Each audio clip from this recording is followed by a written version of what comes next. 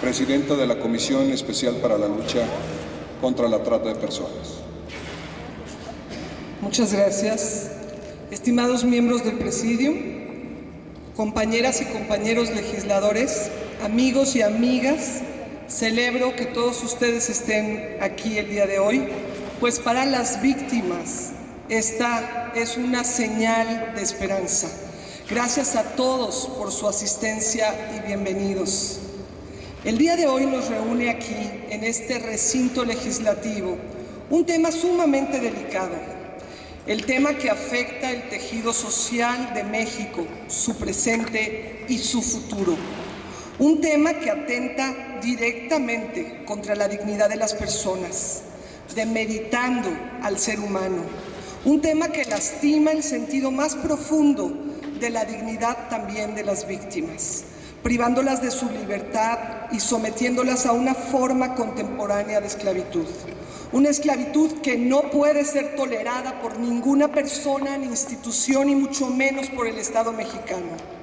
La trata de personas es a todas luces uno de los crímenes más crueles que existen hoy en día. Desgraciadamente también es uno de los más redituables. Por trata de personas entendemos el enganche de un ser humano a través del engaño, la coacción o amenaza, solo por mencionar algunos de los medios, el transporte o traslado de la persona y finalmente la explotación, que puede ser sexual, laboral, extracción de órganos. La definición legal de lo que es la trata de personas es mucho más amplia y varía dependiendo del marco jurídico que se tome como referencia nacional o internacional. Sin embargo, ninguna definición nos podrá siquiera acercar un poco a lo que es en realidad este flagelo. Creo que aquí está la clave. Debemos de abordar este tema desde la perspectiva de la víctima, de cómo protegerla para evitar que sea revictimizada, cómo reinsertarla en la sociedad y, sobre todo, cómo prevenir que existan más víctimas. Para el crimen organizado, la trata de personas constituye la tercera fuente de ingresos, solo por debajo del narcotráfico y el tráfico de armas.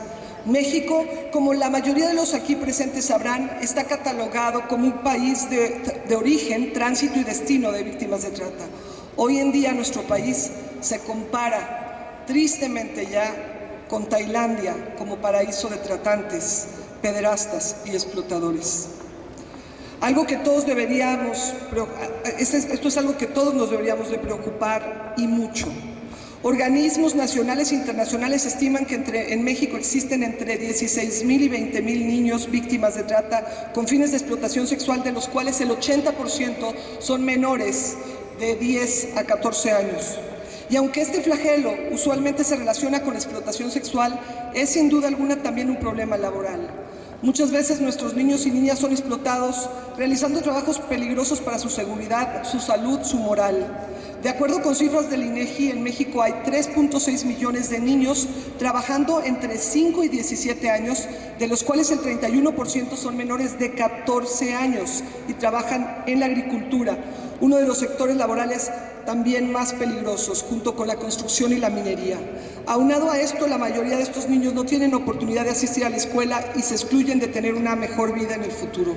El Estado mexicano ha ratificado en varias ocasiones su compromiso para combatir el crimen organizado internacional y, en específico, la trata de personas. Desde el año 2007 contamos con la ley para prevenir y sancionar la trata de personas, su reglamento e inclusive una comisión intersecretarial. Desgraciadamente, hoy en día solo hay una persona en la cárcel por este delito. Dicha ley contempla que para que este delito sea federal, deberá cumplir únicamente con 3 características. Una, que se inicie, prepare o cometa en el extranjero y produzca efectos en el territorio mexicano. 2, se inicie, prepare o cometa en territorio mexicano y produzca efectos en el extranjero. 3, cuando entre alguno de los supuestos previstos en el artículo 50 de la Ley Orgánica del Poder Judicial de la Federación, por ejemplo, que lo cometiese un diplomático o un servidor público. Pero todos aquellos que conocemos de cerca este delito sabemos que dichas condiciones muy rara vez se cumplen, por lo que la mayor parte del combate y la prevención hoy en día corresponde a las entidades federativas, y es ahí donde encontramos un enorme problema. En muchos estados de la República, las autoridades están ligadas a estas mafias, por lo cual las víctimas al pedir ayuda son revictimizadas. Algunas de las chicas con quien he conversado narran historias aterradoras de las humillaciones que tuvieron que vivir y de cómo los padrotes, y siempre digo padrotes porque proxeneta se me hace muy elegante, las llevaban con policías y tenían amistades con ministerios públicos. Y aún a mayores niveles comentan de su participación en fiestas donde tuvieron que divertir a estos señores que, debiendo protegerles, fueron los primeros en abusar de ellas. ¿A dónde puede ir una jovencita a pedir ayuda en un estado como estos? Solo 4 entidades federativas cuentan con una ley específica para combatir y prevenir este crimen. Y aunque la mayoría de los estados han tipificado este delito en sus códigos penales, existe una enorme disparidad entre lo que contempla cada uno. Esta heterogeneidad en los marcos jurídicos ha permitido que tratantes queden libres y que la impunidad se imponga ante el sufrimiento y el dolor de las víctimas. Y peor aún, crea desconfianza en las instituciones y pocos incentivos para la denuncia. El día de ayer felicité personalmente al procurador de Tlaxcala, Pedro Flores Vázquez, por la captura de Servando Meléndez Salas, alias Cepillín, que explotaba desde el 2008 a la menor que estaba con él en el momento de su detención. Le felicitamos además porque hoy tiene un equipo especial contra la trata, y en repetidas ocasiones hemos felicitado al procurador Mancera por sus varios operativos. Por esto hay que destacar que, a pesar del panorama, sí hay gente comprometida en combatir y prevenir la trata, y no solo organizaciones de la sociedad civil, a quienes reconozco la gran labor que han venido haciendo en este tema. También hay gente comprometida en los 3 niveles de gobierno. Es algo que es alentador, pero todos sabemos aquí que se requiere más que voluntad. Necesitamos dotar a nuestras instituciones de recursos, de marcos legales eficientes, de información, de competencias, de personal.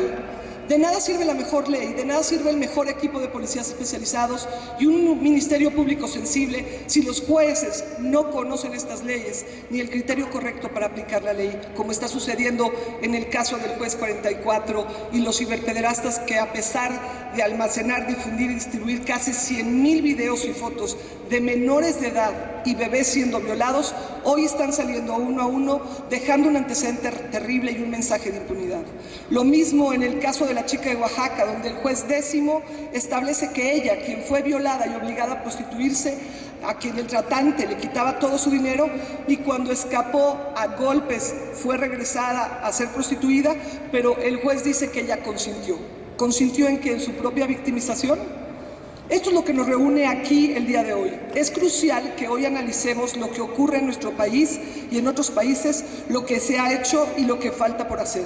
Que comparemos y revisemos de manera responsable nuestros instrumentos jurídicos, que escuchemos la voz de los expertos y de quienes conocen de primera mano lo que es este flagelo. En la Cámara de Diputados hemos dejado en claro que para enfrentar este delito no existen colores partidistas y hemos asumido la responsabilidad de poner un alto a esta esclavitud del siglo XXI. Muchas gracias.